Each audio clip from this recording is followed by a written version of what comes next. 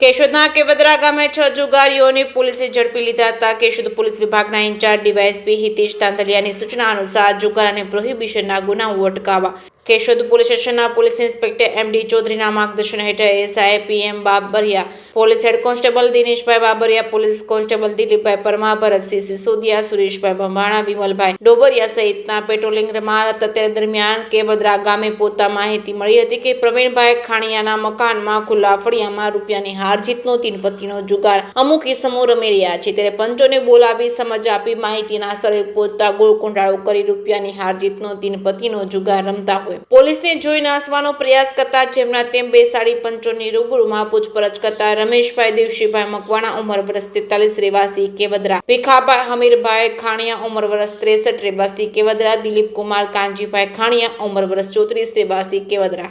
રમેશભાઈ રવજીભાઈ ખાણીયા ઉંમર વર્ષ 35 રહેવાસી કેવદરા, સુરેશભાઈ જમનભાઈ ખાણીયા ઉંમર વર્ષ 36 રહેવાસી કેવદરા, ભગવાનજીભાઈ જીવણભાઈ ખાણીયા ઉંમર વર્ષ 49 રહેવાસી કેવદરાને જાહેરમાં રૂપિયાની હાર જીતનો તીનપત્તીનો જુગાર રમતા રોકડ રૂપિયા 41,040 સાથે ઝડપી જુગાર ધારાની કલમ હેઠળ ગુનો નોંધી આગળની કાર્યવાહી એસઆઈ પીએમ બાબરિયા ચલાવી રહ્યા છે. કેશોદ પોલીસે પંચોની રૂબરૂમાં અંગ ઝડપી લેતા પકડાયેલા 6 જુગારીઓ પાસેથી મોબાઈલ ફોન કે અન્ય વાંધાજનક વસ્તુઓ ધ્યાનમાં ન આવતા કંઈક રંધાયું હોવાની ચર્ચાઈ રહ્યું છે. જે કે સિંગર સાથે રાજુ પંડ્યા, કેશોદ.